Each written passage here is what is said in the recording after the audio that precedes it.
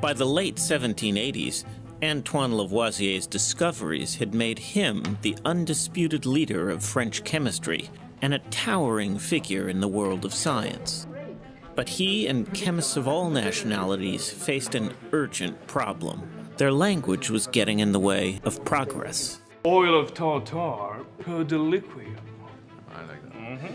By the time of Lavoisier, there were a huge number of chemical substances known, and they had been named erratically, from antiquity in fact. So if you had a list of chemical substances, it would contain bizarre things like liver of antimony and butter of zinc.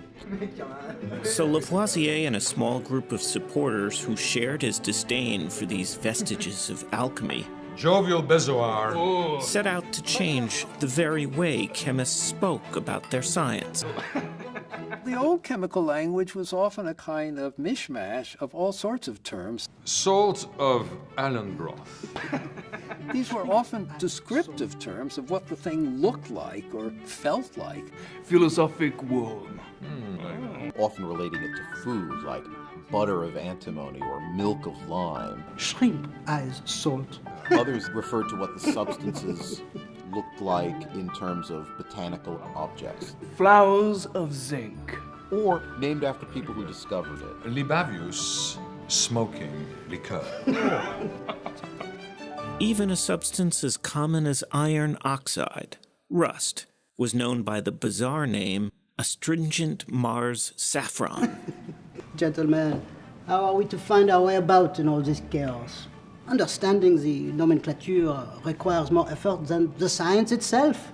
It was difficult to get your bearings. None of these names tell you anything about what's in the substance. Let us admit the need to reform the language, then establish principles for determining the choices of names in all circumstances. No. We don't need more names. What we need is a rational system to name chemicals.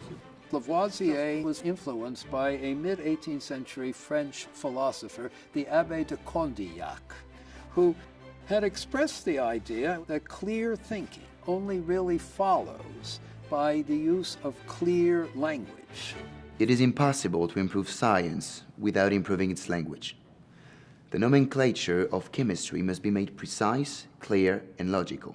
It must be no less than a faithful mirror of nature.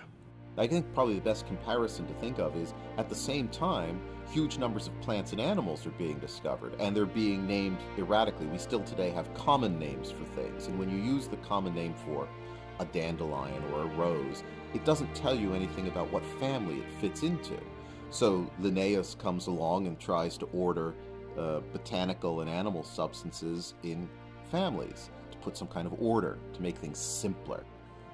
Lavoisier and his followers set out to create something similar for chemistry.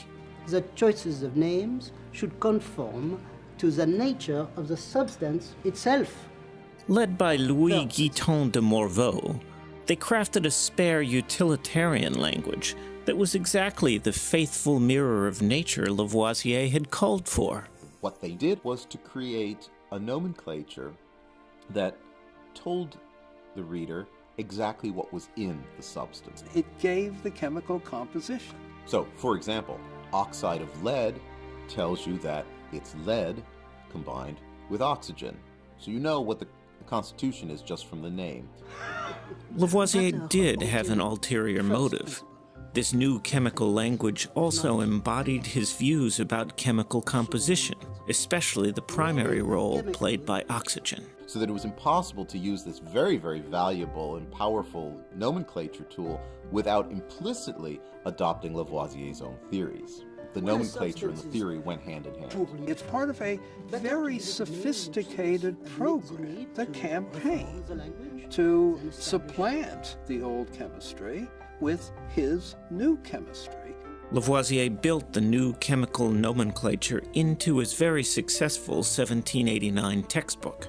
As it was adopted around the world, the old phlogiston-based theory of chemistry gradually faded away, replaced by Lavoisier's oxygen-based theory and the new chemical language it inspired. The English didn't like the language of the French. But the language took hold. The language that Lavoisier and his followers invented is largely the language we still use today.